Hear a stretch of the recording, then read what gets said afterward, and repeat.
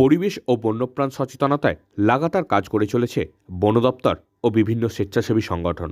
এবার উদ্ধার হওয়া তিলকাচিমকে তার নিজস্ব পরিবেশে ফিরিয়ে দিয়ে পরিবেশ সচেতনতার বার্তা দিলেন হাওড়া গ্রামীণ জেলা তৃণমূল যুব কংগ্রেসের সভাপতি দেবাশিস বন্দ্যোপাধ্যায়। জানা গেছে, বৃহস্পতিবার রাতে উলুবেড়িয়ার গ্রামে এক ব্যক্তি একটি তিলকাচিম ধরেন।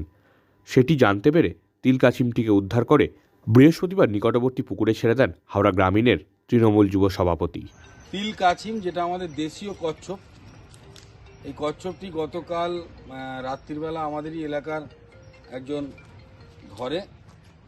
তো সেটা আমরা যাতে কেউ না এর ক্ষতি করতে পারে তার জন্যে আমরা এটাকে ছেড়ে দেওয়ার ব্যবস্থা করছি আমাদের লোকাল জলাশয়ে।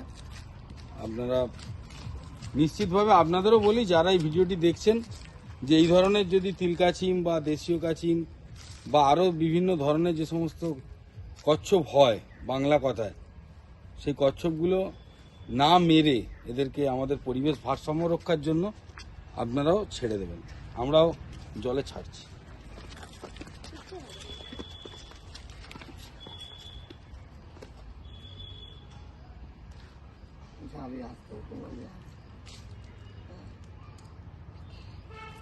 জল দিলেই চলবে।